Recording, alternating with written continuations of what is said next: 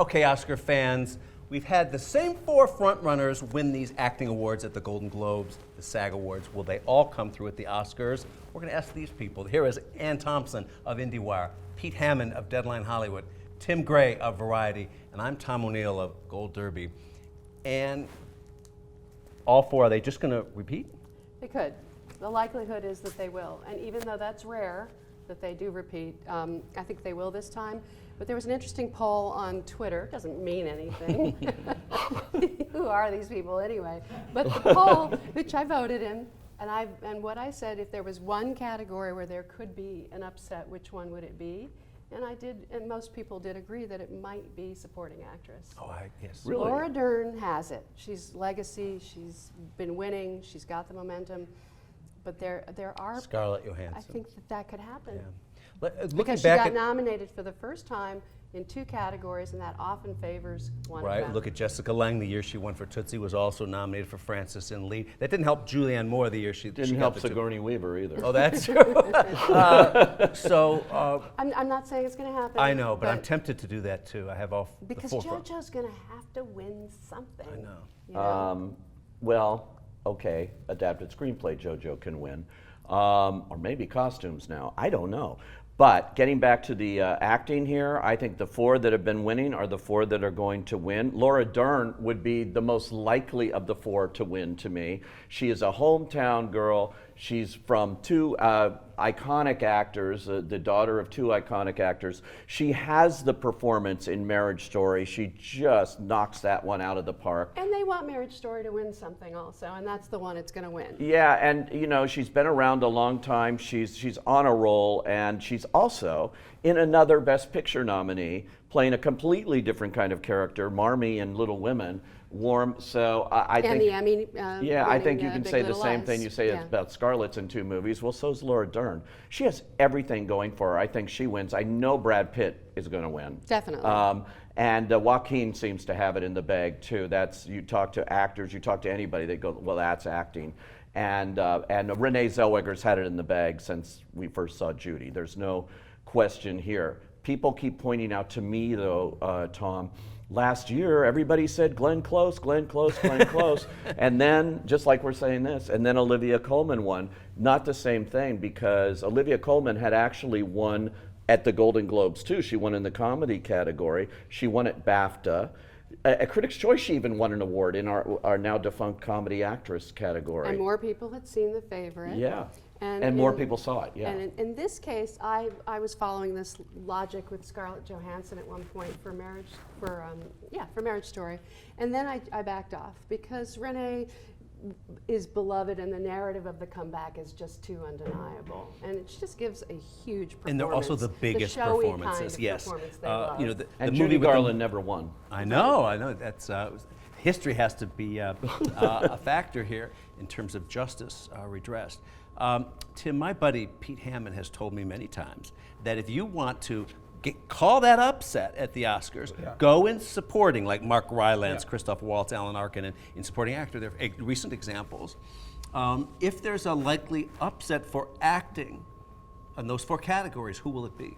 I mean, I'm guessing if there's an upset, it would be supporting actress. But I really don't think there is going to be an upset. There's always surprise at the Oscars, but I think the surprises are going to be Best Picture, Best Director, and Best Screenplay, because there's no consensus.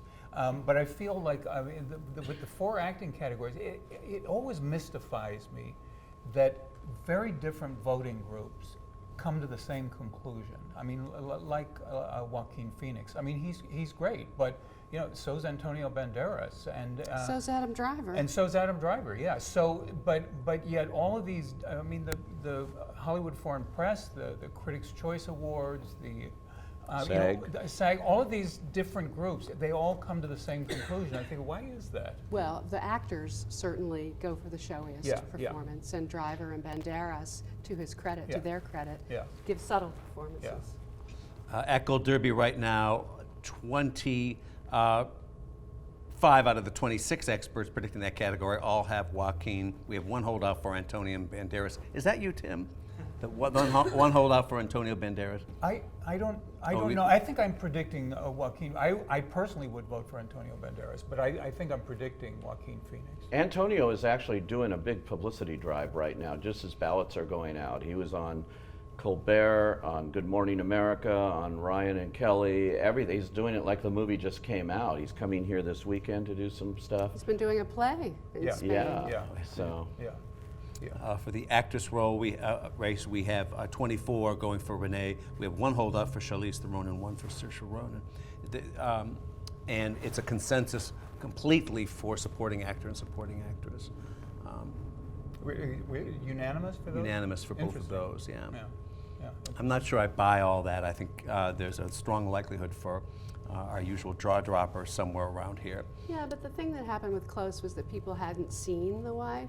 Everybody's seen Marriage Story. Also, Right. But also, it was a very subdued performance. Yeah, I mean, again. and again, they do go for the showy And she role was because performing. again, I loved Antonio Banderas, but Joaquin Phoenix, he's great. I mean, he's great, and it's a very showy. You walk out of that film remembering that performance more And than like anything. Lincoln, he made that movie Yeah, what yeah, it was, yeah. as Daniel Day-Lewis did. Yeah. yeah. Okay, so we've had a little disruption in this Oscar Derby in the last few days with the assumption that Toy Story 4 is going to win that animated feature race. And then, oh my goodness, Missing Link won the Golden Globe. And then look what happened at the Annie Awards, where Klaus swept 9 and Toy Story was shut out. We have other contenders here too, like Netflix's other than Klaus, I Lost My Body. We have DreamWorks' Hidden World Dragon contender here. Why is everybody suddenly ditching Toy Story 4?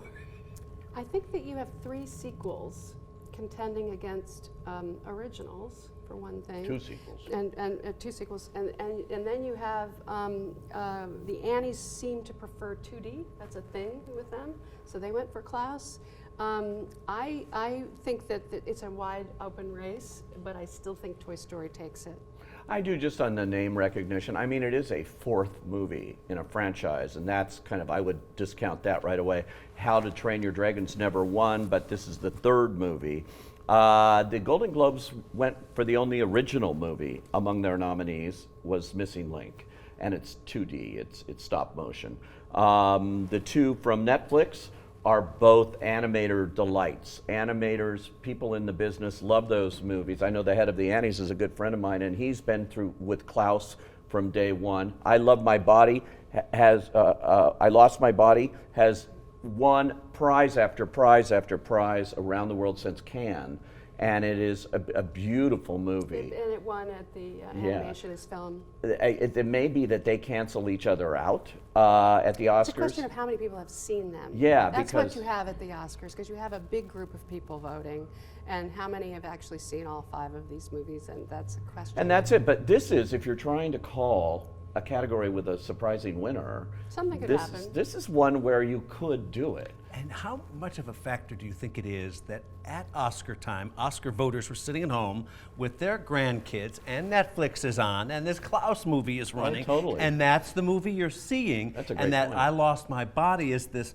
movie about a severed hand, and we're not going to, kids, we're not going to watch that. Well, it's right an now. adult movie. Yeah, Right. it's not for kids. The other one, though, that's a really good point. If they watched it around the holidays and that's the only movie they watched, and they watched it 10 times because their kids wanted to keep watching it, that could help that Doesn't mean movie. they vote for it for Best Picture. I mean, for Best Animated Film. I don't wonder see if that it. was a factor at the Annies. Pipe in here. Well, the Annies, it was a sweep. Even everyone at Netflix was stunned. They're going But don't like, you how think did a this little bit happen? of that? Don't you think a little bit of that is to draw an analogy to the Emmys, where all of a sudden Schitt's Creek does really well, but you know that those voters are voting on the reruns on Netflix and not on Pop Channel. Yeah. And I think that that's a thing in his favor. But when you were talking about seeing a movie 10 times, you're talking about Klaus? Klaus, Yeah. because Yeah, it's a kid's. yeah, But of yeah. course, these other things too. Yeah, but- They've probably seen Toy Story and How to Train Your Dragon. Yeah, no, I mean, I'm assuming everybody has seen Toy Story 4. So, again, it depends on what. Well, as what's Ann got said, your prediction in this category?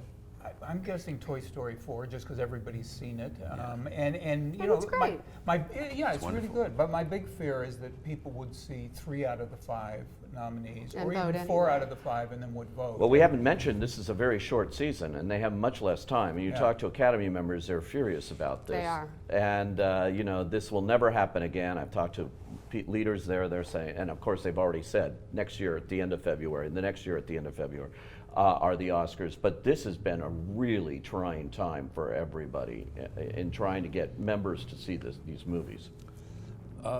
Pete had mentioned a few minutes ago that that film editing Oscar category is so telling. In order to win Best Picture, you tend to need to be, at least be nominated there. There are exceptions. Birdman didn't get nominated. One-take movie. One-take movie, 1917 here, surprisingly not nominated. Maybe that's the case. But Parasite won at the Ace Eddie Awards, and Bohemian Rhapsody won last year, and a big surprise here. This is a category that often goes goes for the most editing again at that voting trend. So we have Ford versus Ferrari here, the chop, chop, chop movie that makes you dizzy to watch it, like Whiplash, which has won in the past. That screams editing. It screams editing. Whereas Parasite won, but they have 2 categories there too, and the other winner was Jojo Rabbit. So, Surprisingly. Yeah. you know. I'm going to go with The Irishman. Thelma Schoonmaker got big applause and at the nominations lunch, and she's a revered figure. And talk about the most editing. That's the longest movie. Yeah, that's true. That could be. And it was yeah. compelling. For those of you who actually sat through and saw it, it was the most compelling. Yeah, it's interesting because your front runner, if you want to call 1917, that isn't in play in this category. Right. Once Upon a Time is not in play in this category. Either. Didn't get nominated. So they're going to look for something else here, and it's kind of interesting. I've been predicting Ford versus Ferrari. I think that gets the sound categories. Yeah, I predicted it in sound too. Grand Prix in 1966 won those 3 categories. 1966. Things have changed a mite since then. It was set. You know, the Ford v. overwhelming Ferrari consensus, set it. But though, is Grand Prix won 3. It was nominated for 3 and it won 3. And this time you have Ford versus Ferrari is nominated for 4. The other one happens to be Best Picture, which means a lot of 1917. people You know, have the seen it. movie, we always make fun of these sound categories. If you track these Oscars, the loudest movie tends to win, right? So we have this Ford versus Ferrari, boom, boom, boom, boom, race movie, and then we have the big bombs blowing up movie, 1917. Well, Universal thought they were freaking out because they go like, oh my God, it's our same category. They knew 1917, but when they saw Ford versus Ferrari, they freaked out because they thought they had those. And it's a race there in both film editing and sound. Visual effects too, I think, you know, is an interesting category. Yeah. I don't know what's going to happen there. I don't feel it for Lion King. I don't either. It's not like Jungle It Book. should get it. Well, because it's 1917 is what I'm predicting there. They went with First Man, which had subtle effects last year, even though it was outer space.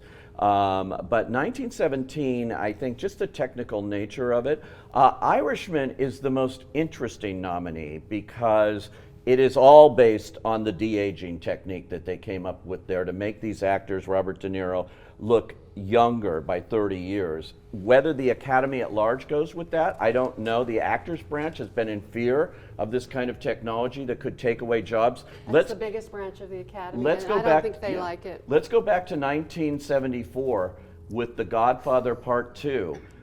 If you had that technology, would Robert De Niro have had a job, or would they have de-aged Marlon Brando to play the younger Don Corleone? If they had that technology, then that would be taking away an Oscar-winning performance from an actor if that thinking exam. And I'm not saying it is, but actors think that way. Let's wrap this up with going from Tim to this direction here. In these other categories, beyond picture, director, screenplay, and acting, everything below the line, like we like to say, are there any of those categories that you want to call out to Oscar watchers to say, pay attention to that one? Or that's where there's going to be a big surprise, because if you want to win on your Oscar ballot or your office poll, you got to get these right. I mean, I would say sound for 1917 because again, if you see it in the theater, you know, if you see it on a screener, the sound is good. But if you see it in a theater, it blows you away. And war movies often win. Yeah, and Ford versus Ferrari, that would be a fine choice. But I also think to get the full impact of 1917, you have to see it in a theater. Pete? Of the other categories? Yeah. Well, music score, I would have said, and you mentioned the applause at Thomas Newman, who's now on his 15th nomination with no win, and he's got 1917. You're riding a winning horse here, we thought. But Hildur Gutendotter, who did on her first nomination, Joker, has gotten all the attention and all the early awards. And she deserves it. It's a I think great she'll score. win. It's between those two. It is definitely between those two, and it depends. Look, if 1917 can engineer a sweep-like thing where people are just checking it off in all these categories, then it can win there.